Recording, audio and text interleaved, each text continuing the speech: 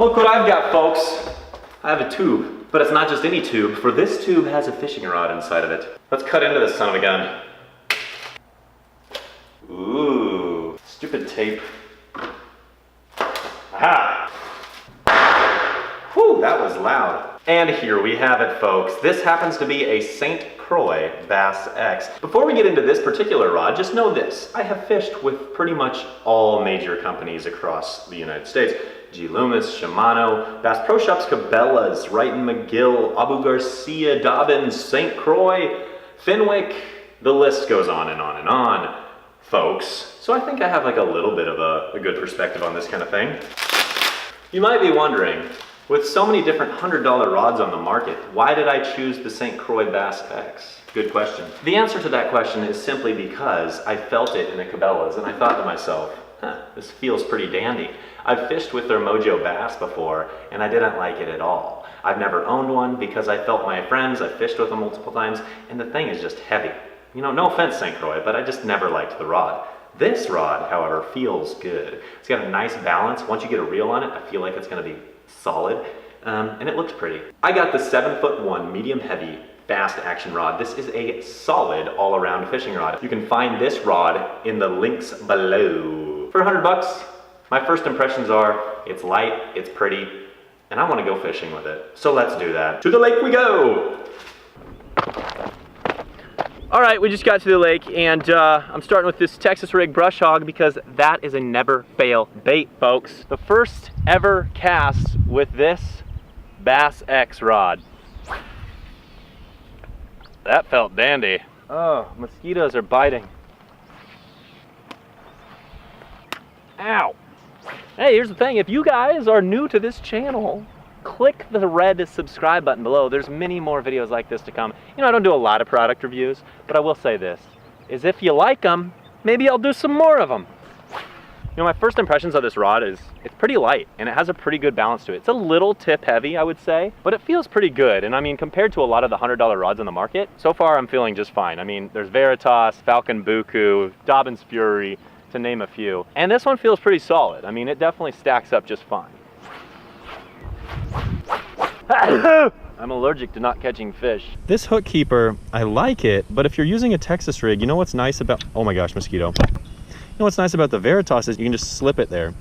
Whereas this, you have to actually take the hook out of the plastic, which makes your plastics last not as long. So I will say one thing, the Veritas has a better hook keeper on it. So that's one little minor thing, but something to keep in mind.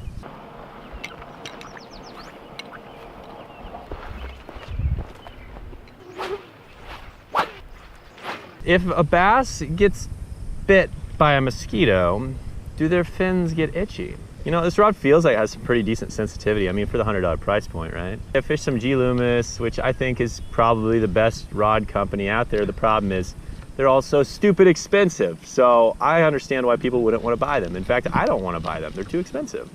So that's why this rod is a good option, you know? Feels like a good option, but we got to put it to the test, guys. I'm getting a little angry here. I'm getting a little impatient with these bass. Brush hog, start working or I am going to banish you to my backpack. On the other hand, this rod looks pretty.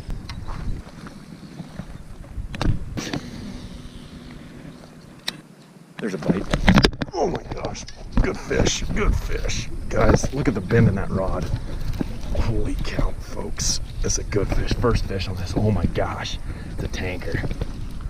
Oh God bless. It's a tanker. Oh yeah.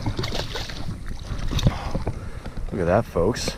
Boom shakalaka, folks. This rod has a lot of bend to it. That's the one thing I noticed, but I mean, it's a pretty decent fish, so you can't really complain about that. So we're gonna release this piggy, but I tell you what, pretty impressed with this little guy right here.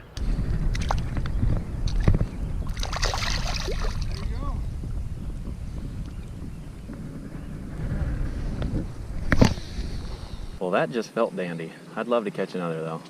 Oh, there's a bite. Oh, he's so far away.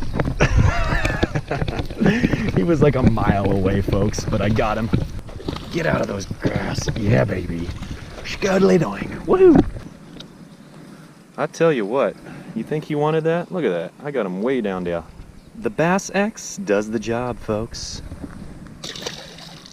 Jig on. How many have you caught, dude? 0. Good job.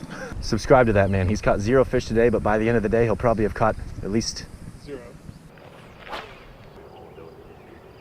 No way. Good one. Look at this guy. Thinks he knows how to catch a fish. Go on with your bad self.